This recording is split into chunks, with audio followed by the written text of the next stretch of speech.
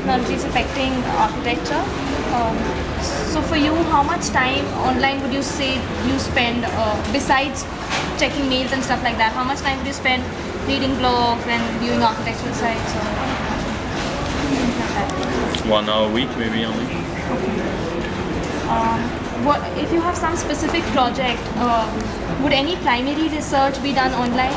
Yeah. For the project? So over books, would you do research on internet now over books, or has it affected your usage of books and for primary sources It's of not information? replacing, I would say, it's not really that you go on the net, therefore you're not looking at books, because there are many things that you may not find on the net, or you need to reflect again and again, because it's also quite difficult to, when you've accessed a website, it's not always easy to find it again. When you do wide research, unless you're really organized and you note down everything, you may just see a website. It doesn't mean that you will be able to find it again. And what I've seen in architecture book, the way you look at book, is you look at them many a time, and each time you will look at different aspects of a project. And mostly I look at monographies. I really collection. I try to have as many monography as possible, because monography is about constant work of one person and how he evaluate within his own work with time. And also it's easier when you look at a particular project, it's easier to connect it to the architect, because like if you want to look at Mario Botta, some building of Mario Botta, if you know that you've been seeing one project of his has been published in one book of that collection, which has many other architects, it's very difficult to recall.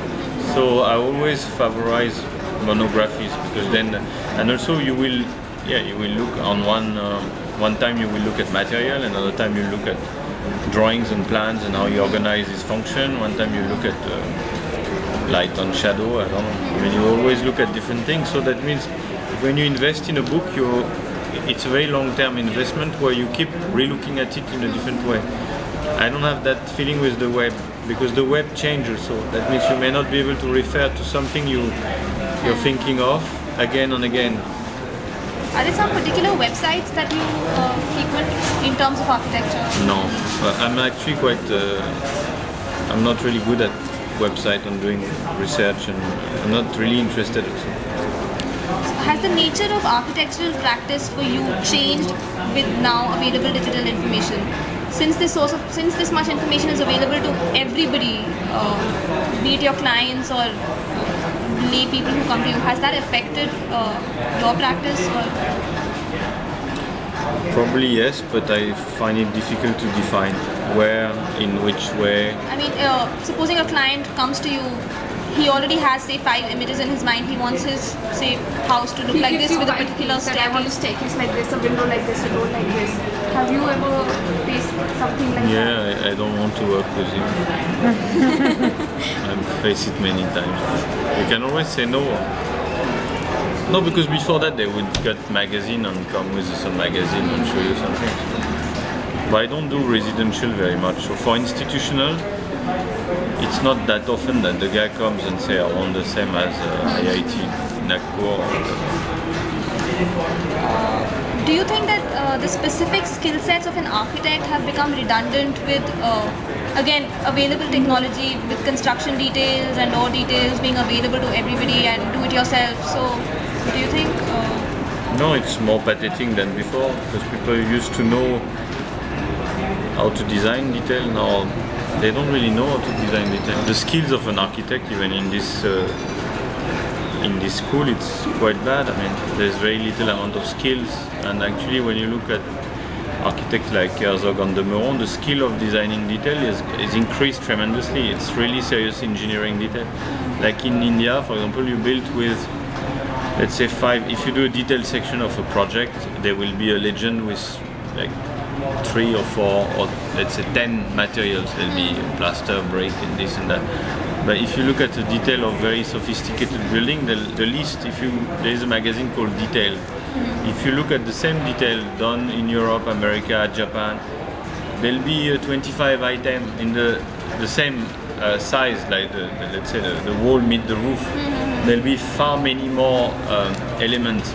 Now obviously some of it is possible because through the net you can collect information much faster, you can change much faster, you don't need to basically it can evaluate much faster, but that doesn't mean that the role of the architect is diminished, because actually putting all these material together is more difficult.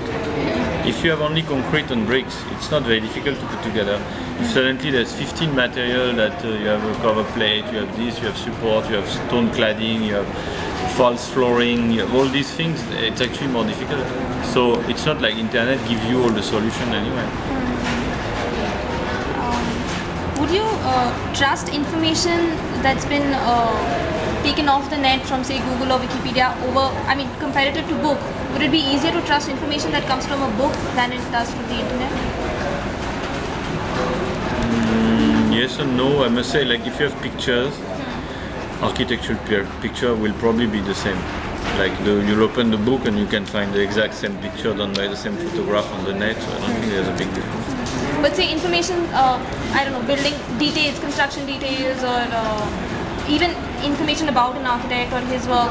Yeah, but the book is more serious in general. But also, recently there have been a lot of books, a lot of publishers from China, which are pretty down standard. You know, they can publish the same book about the same architect, but the text is meaningless. The image can be fine, but there's like tons of books like that, mostly by Chinese publishing company, which are like pathetic in terms of analysis. And same thing with Indian newspaper. Like if you read A+D or Indian Architect and Builder, I mean, frankly speaking, they don't really write article anymore. You can sell them the picture, the plan, you can write the article, you can write in the article, you can write I'm the best architect in the world. They will publish it like that. There will not be even anybody reading the text and criticizing it. While if you're published in a European magazine, the guy will come and interview you, and that will be his interview and not what you send him. That's basic ethics of work, basically. And this has gone really worse, because A+D 10 years ago was much better. They would at least write their own article.